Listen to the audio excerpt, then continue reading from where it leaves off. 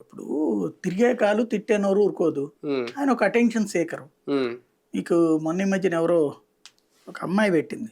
సినిమాలో చిన్న చిన్న సినిమాల్లో చేస్తా ఉంటది. 'రేఖా భోజ్' అని చెప్పి. హుహు. హ్మ్. నేను రఘురామకృష్ణరాజు ఒకటే అటెన్షన్ సీకర్లము.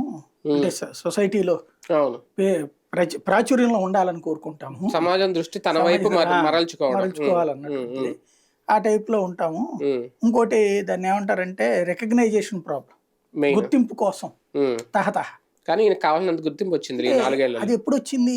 మినీ ఇట్లా రచ్చబండతో. చేయబట్టి. అదే అవును. ఇట్లా జగన్‌ని చేయబట్టి. వ్యతిరేకించడం. హ్మ్. హ్మ్. అంతకుముందు ఎంపీగా కంటెస్ట్ చేయకముందు ఎవరికీ తెలీదు కదా! తెలీదు. అదేలే. హ్మ్. కాబట్టి ఇక్కడ ఆయన లెక్కేసుకుందేంటంటే, వైసీపీలో ఉంటే గనక అంత పెద్ద ప్రచారం రాదు. ఆయనకి గావాల్సింది ప్రచారం.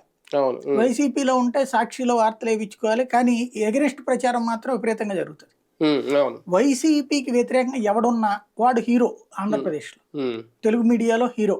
అవును. కాబట్టి వైసీపీకి వ్యతిరేకంగా ఉంటే గనక మనకు రోజు వస్తున్నప్పుడు వైసీపీ ఎంపీ సీట్ ఎట్టాగ ఎవడు పీకలేడులే మనకి హ్మ్. అని లెక్కేసుకున్నాడు.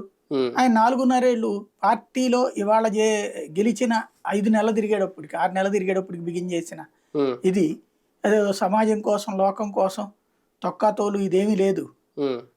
ఇతని వ్యవహార శైలి తెలుసు గాబట్టి జగన్ టికెట్ ఇయ్యలే ఇంతకుముందు.